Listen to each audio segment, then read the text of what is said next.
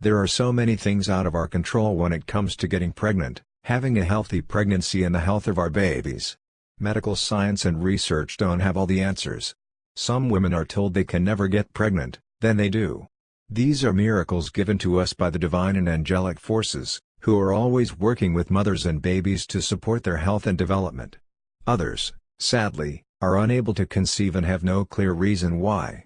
Fortunately, there's much women can do to support their health so that they can conceive, have a healthy pregnancy, and give birth to a healthy baby. In this video I share with you some of the most important aspects of having a healthy conception and pregnancy. What to avoid when pregnant. We are all aware of the common things to avoid when pregnant, such as smoking and alcohol. But there are some other important things to keep in mind that may not be as obvious. Pesticides. If you are pregnant or trying to get pregnant, buy organic foods when you can. If you aren't able to buy organic, I understand, that's okay, just do what you can. If it comes down to buying some fruits and vegetables organic and others conventional, it's best to buy foods with thick skins that can be removed for your conventional produce, like bananas, mangoes, melons, and avocados. When possible, try to get leafy greens, celery, cucumbers, apples, berries, and potatoes organic. More importantly, however, is to avoid pesticides that are being sprayed in public places and even in your own home. At public parks and other places with big lawns like golf courses, trucks come on a regular basis to spray pesticides over all the grass and plants. Try to avoid exposure to these chemicals as much as possible when pregnant because these pesticides, herbicides, and fungicides are not good for the baby's development. They are also dangerous for young children and anyone who is around the sprays. In your own home when you are pregnant or looking to conceive, avoid spraying pesticides at all costs. Even if there are bugs in your home, find another way to escort the bugs out of the house rather than automatically reaching for the spray. Try to avoid spraying outside of your home, as well, as this still puts your baby's health at risk. Chocolate. One thing I suggest avoiding, however, is chocolate in all forms, even the so-called healthy raw cacao. Cacao is too much of a stimulant for developing babies and it is not a health food when you are pregnant. Chocolate is filled with alkaloids, which are toxic to the baby in the womb. That is why it's helpful to keep all forms of chocolate out of the diet when you are pregnant or trying to conceive. Sensitivities during pregnancy. Although there are women who feel strong and healthy during pregnancy, it's really a small fraction of women compared to the very large percentage of women who have pre-existing underlying health problems that show up or worsen when they are pregnant or after the birth of their baby. These women may have underlying conditions that aren't yet causing too many symptoms, but then they get pregnant and suddenly they experience a lot of symptoms. For example, some conditions women deal with during pregnancy are preeclampsia, severe fatigue, gestational diabetes, eczema, depression, hair loss, aches and pains, anxiety, migraines, insomnia, thyroid problems, and more. In these cases, there was likely a low-grade viral issue that was already present and pregnancy triggered it into worsening. What's happening is the mother's reserves go into the womb to protect the baby, leaving her more vulnerable to feeling existing health problems or sickness. This is very similar to why symptoms appear or worsen for women during menstruation. 80% of a woman's immune system is going into a reproductive cycle every month. And when you're pregnant, you're using that 80% almost all the time. My advice too is build up your immune system reserves before you get pregnant. Your immune system should be as strong as possible so that you can be in good health for your baby when you conceive. Difficulty getting pregnant. Medical communities are now in the habit of blaming pregnancy issues on the thyroid, but we have to know and remember this truth. There is another underlying issue affecting the health of pregnant women, and it's not their thyroid. Epstein-Barr virus is often what is keeping women from getting pregnant. There is so much misinformation around thyroid health today that is leading women to believe their thyroid can prevent them from becoming pregnant. This just isn't true, and this new trend isn't helping women to truly understand their bodies or even their thyroid. Some women are unable to get pregnant and it's a mystery because the reproductive system seems to be in working order with no obvious problems found by their doctor.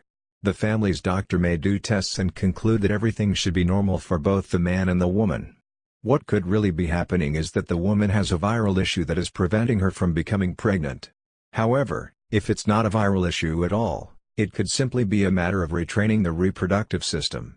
Birth control, the pill, is not just a hormonal pill. It's a mindset. It's like a mantra that a woman who doesn't want to get pregnant says over and over in her head, even if she doesn't realize it.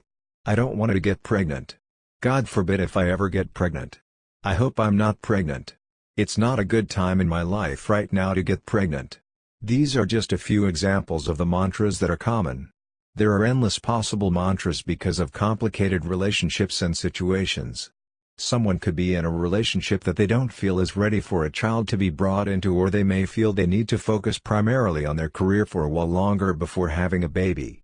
Women who are not ready to have children have these mantras on repeat, even if it's in the back of their minds nestled in there on autopilot. Their partner may also have it on repeat. This trains the reproductive system to be underactive, meaning it's running on low battery. Women are mentally telling their reproductive systems month after month and year after year to never get pregnant.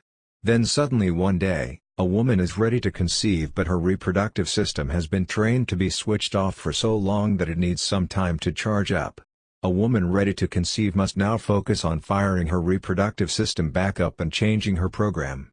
You can create a new mantra to tell yourself, such as, "It's time to get pregnant." Drinking plenty of raspberry leaf tea every single day, even 6 to 8 cups a day, can also be extremely helpful for a woman who wants to get her reproductive system in the best shape possible for conception. Foods that improve breast milk. In order to understand the foods that aid in breast milk supply, we must first understand the makeup of breast milk itself.